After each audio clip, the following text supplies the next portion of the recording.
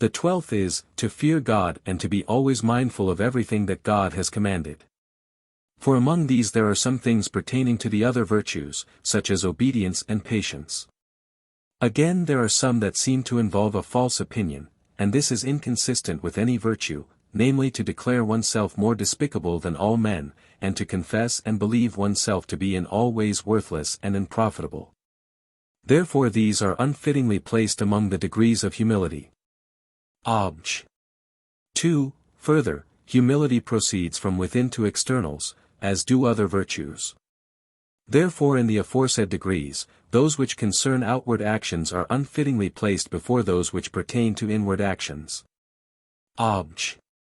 3. Further, Anselm, De Simul. Ci. Sequentia. Gives 7 degrees of humility, the first of which is, to acknowledge oneself contemptible, the second, to grieve for this, the third, to confess it, the fourth, to convince others of this, that is to wish them to believe it. The fifth, to bear patiently that this be said of us, the sixth, to suffer oneself to be treated with contempt, the seventh, to love being thus treated. Therefore the aforesaid degrees would seem to be too numerous. Obj. 4. Further, a gloss on Matt. 3:15 says, perfect humility has 3 degrees. The first is to subject ourselves to those who are above us, and not to set ourselves above our equals, this is sufficient. The second is to submit to our equals, and not to set ourselves before our inferiors, this is called abundant humility. The third degree is to subject ourselves to inferiors, and in this is perfect righteousness. Therefore the aforesaid degrees would seem to be too numerous. Obj. 5. Further, Augustine says, De Virginit. 31. The measure of humility is apportioned to each one according to his rank. It is imperilled by pride, for the greater a man is the more liable is he to be entrapped. Now the measure of a man's greatness cannot be fixed according to a definite number of degrees. Therefore it would seem that it is not possible to assign the aforesaid degrees to humility. I answer that, as stated above, a. 2. Humility has essentially to do with the appetite, in so far as a man restrains the impetuosity of his soul, from tending inordinately to great things, yet its rule is in the cognitive faculty. In that we should not deem ourselves to be above what we are. Also, the principle and origin of both these things is the reverence we bear to God. Now the inward disposition of humility leads to certain outward signs in words, deeds, and gestures, which manifest that which is hidden within, as happens also with the other virtues. For, a man is known by his look, and a wise man, when thou meetest him, by his countenance. Eccles. 19:26. Wherefore the aforesaid degrees of humility include something regarding the root of humility, namely the 12th degree, that a man fear God and bear all his commandments in mind. Again, they include certain things with regard to the appetite, lest one aim inordinately at one's own excellence. This is done in 3 ways. First, by not following one's own will, and this pertains to the 11th degree.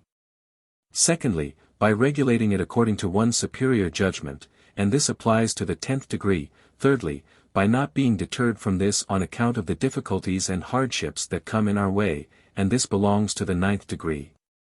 Certain things also are included referring to the estimate a man forms in acknowledging his own deficiency, and this in 3 ways. First, by acknowledging and avowing his own shortcomings. This belongs to the 8th degree. Secondly, by deeming oneself incapable of great things, and this pertains to the 7th degree. Thirdly, that in this respect one should put others before oneself, and this belongs to the 6th degree. Again, some things are included that refer to outward signs. One of these regards deeds, namely that in one's work one should not depart from the ordinary way, this applies to the 5th degree. 2 others have reference to words, namely that one should not be in a hurry to speak, which pertains to the 4th degree, and that one be not immoderate in speech, which refers to the 2nd. The others have to do with outward gestures, for instance in restraining haughty looks, which regards the 1st, and in outwardly checking laughter and other signs of senseless mirth, and this belongs to the 3rd degree. Reply Obj. 1. It is possible,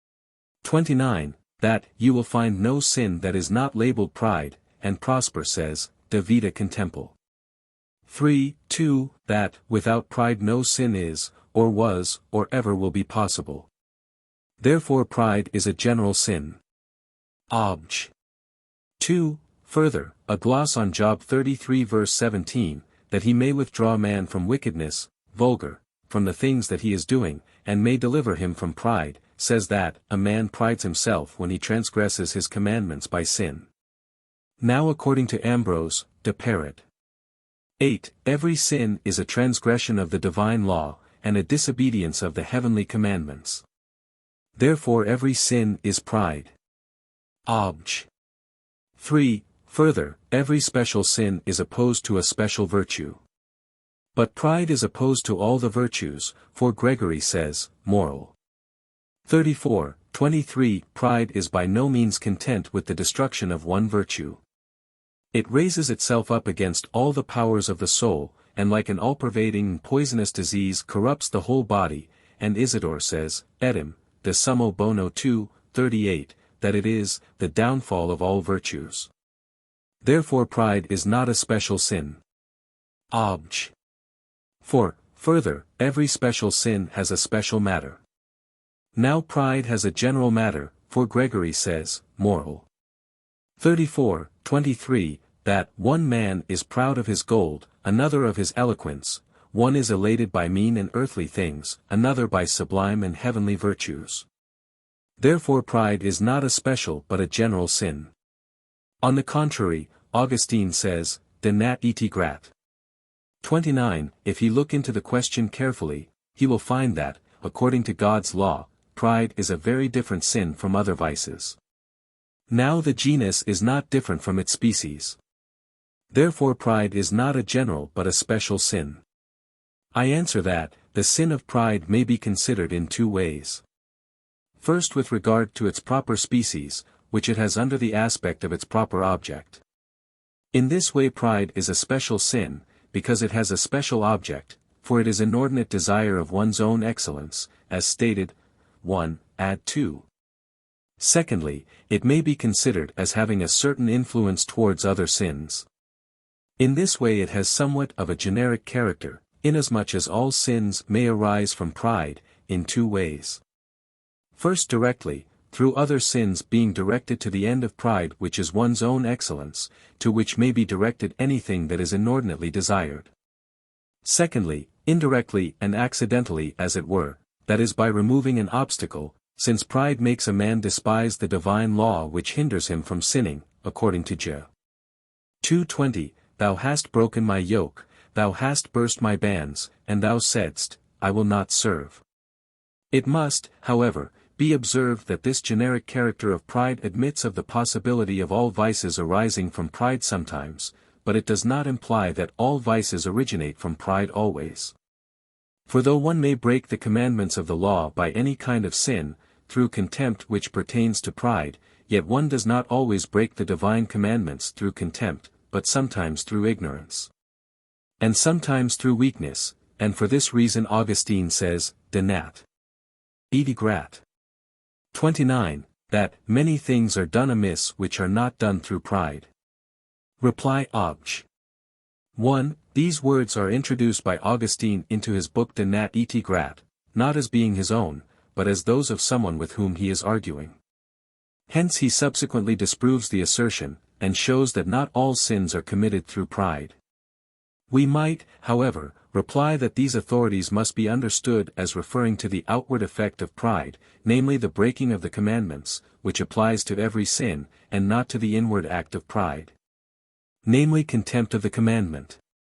For sin is committed, not always through contempt, but sometimes through ignorance, sometimes through weakness, as stated above. Reply Obj.